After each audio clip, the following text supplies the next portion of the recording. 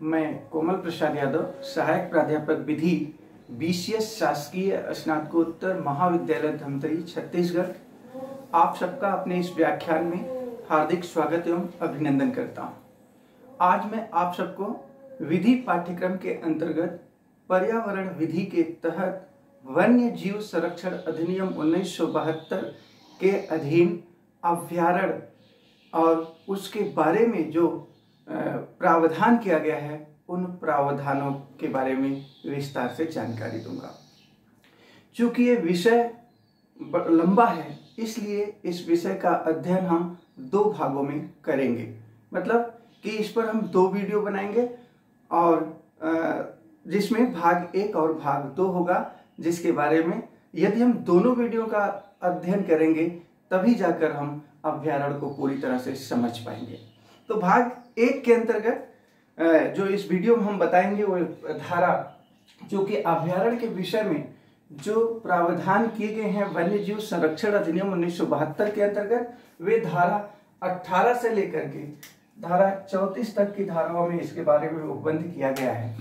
इसलिए पहले भाग में मैं आप सबको धारा 18 से लेकर के धारा 26 तक के प्रावधानों पर प्रकाश डालूंगा और फिर दूसरे भाग में मैं शेष उपबंधों पर के बारे में जानकारी दूंगा, जो मेरी दूसरी वीडियो होगी। तो सर्वप्रथम आपको मैं बताऊं कि अभ्यारण्य क्या होता है।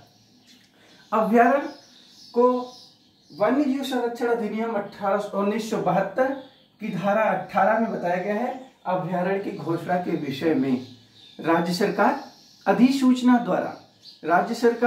अधिसूचना द्वारा किसी क्षेत्र को अभ्यारण्य के रूप में घोषित अभ्यारण्य के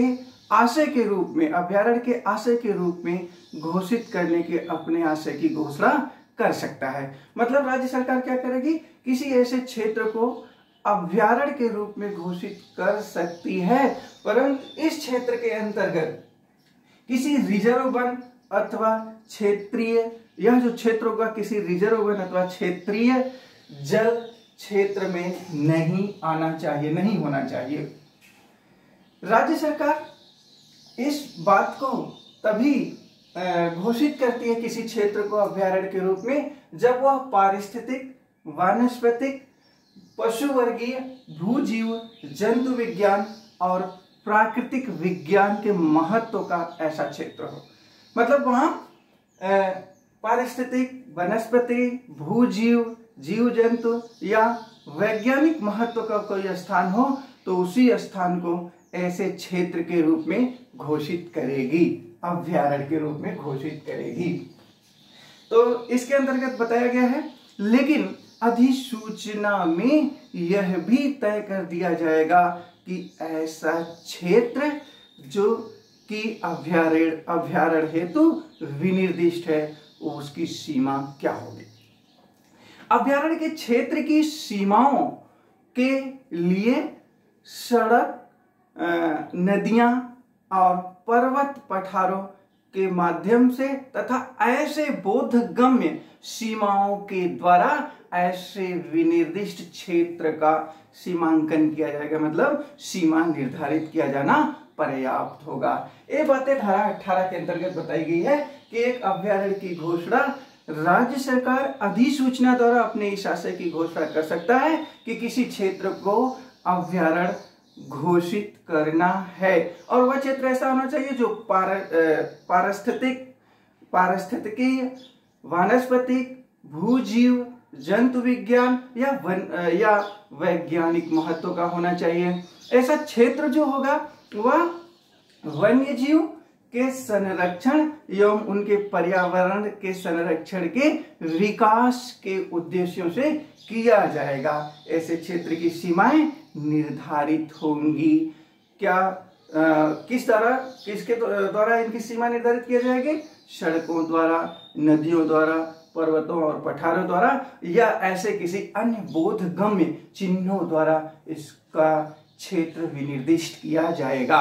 अब मैं आपको वन्य जीव संरक्षण अधिनियम 1972 की धारा 19 पर प्रकाश डालूंगा, जिसके अंतर्गत बताया गया है कि कलेक्टर द्वारा अधिकारों का निर्धारण।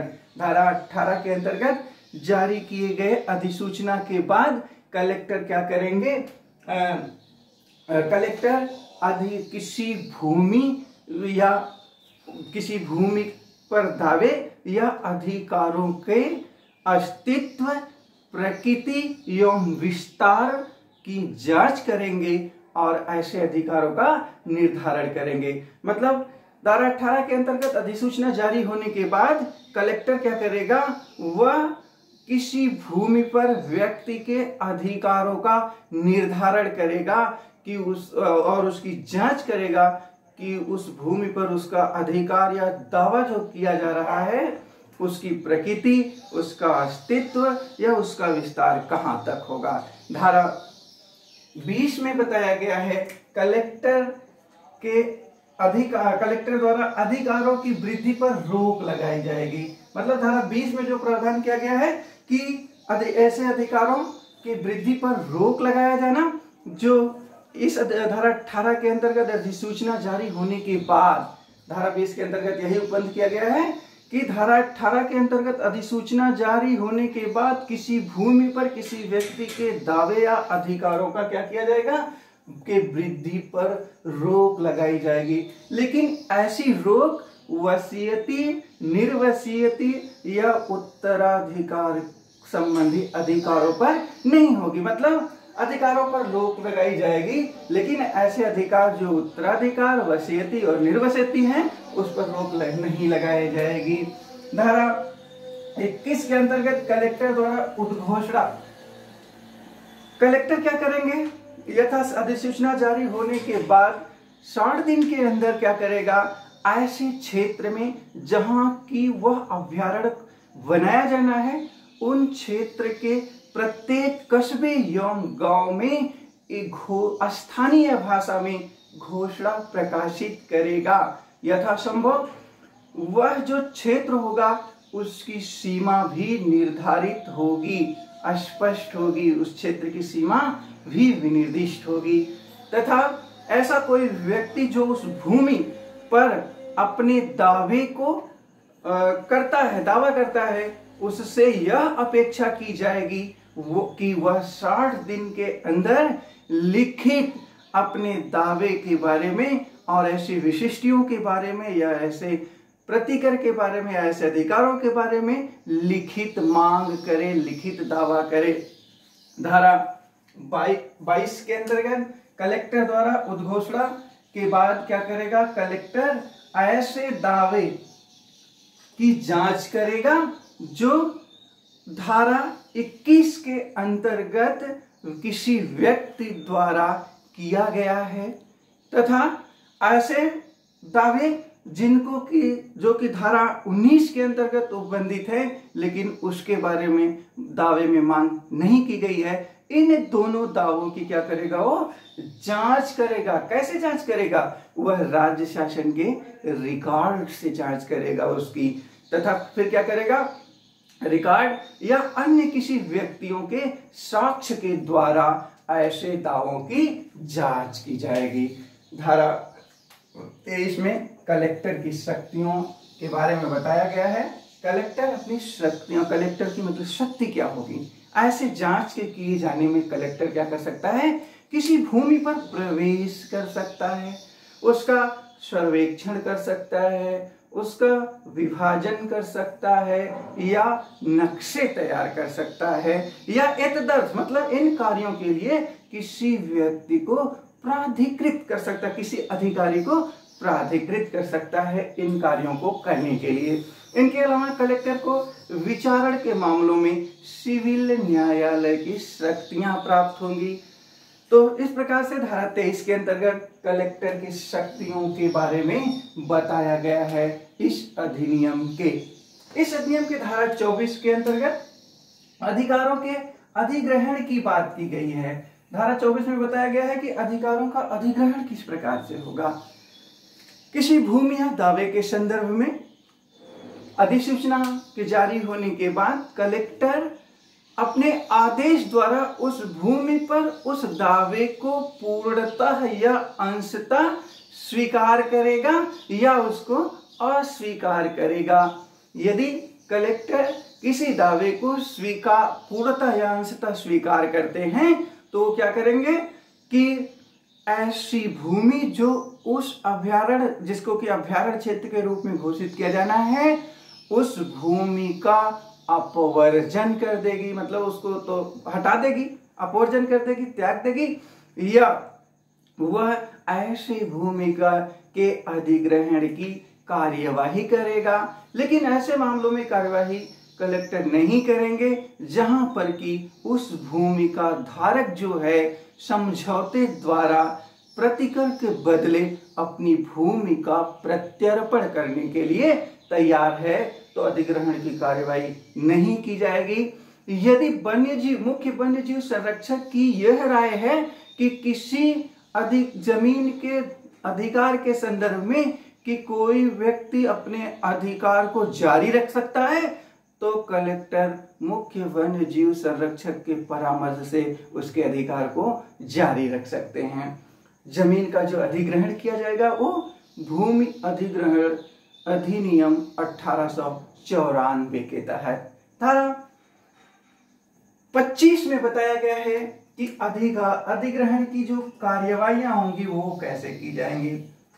मतलब अधिग्रहण की जो कार्यवाही होगी किसी भूमि या दावे के संदर्भ में अधिग्रहण की उस भूमि पर दावा या अधिकार का अधिग्रहण जो किया जाएगा वह भूमि अधिग्रहण अधिनियम 1894 के तहत किया जाएगा। नंबर 1, तो इसमें तीन चार बातें बताई गई हैं। नंबर 1 बात जो है वो ये है कि कलेक्टर जो कि इस अधिनियम के तहत कार्यवाही कर रहा है, कलेक्टर के रूप में कार्य कर रहा है, वो भूमि अधिग्रहण 1800 अधिनियम के तहत कलेक्टर समझा जाएगा।